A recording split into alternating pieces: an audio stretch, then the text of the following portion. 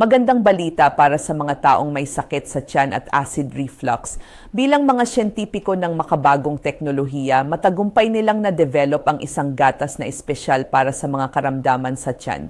Tumutulong ito sa paggamot ng ulcer, GERD, positibong H. pylori infection at pagdurugo ng tiyan. Gamit ang nanotechnology mula sa Japan, mas pinalakas ang bisa ng mga sangkap. Ang nanocurcumin ay natural na produkto at pwedeng gamitin sa bahay. Makikita ang epekto sa loob ng 7 araw. Pagkatapos lang ng 1 linggo, nawala ang lahat ng pananakit.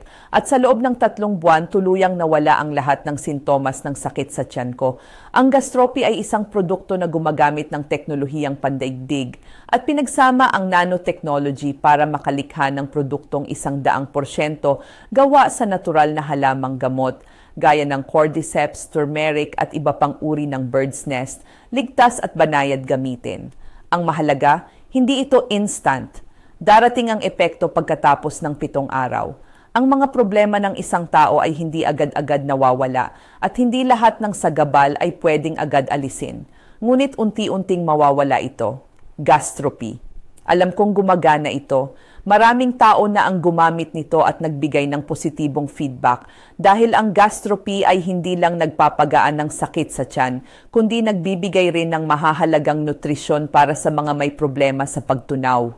Para sa mga madaling tumaas ang asido, mas mabuting gumamit ng mga banayad na gamot tulad ng truso. Ito lang talaga ang nakita kong epektibo sa loob ng 7 araw. Tulad ng nakikita mo, matapos ang ilang araw ng tuloy-tuloy na paggamit ng Gastropy 2 beses sa 1 araw, gumaling ang ulcer ko. Ganap na gumaling din ang aking acid reflux at napakagaan ng pakiramdam.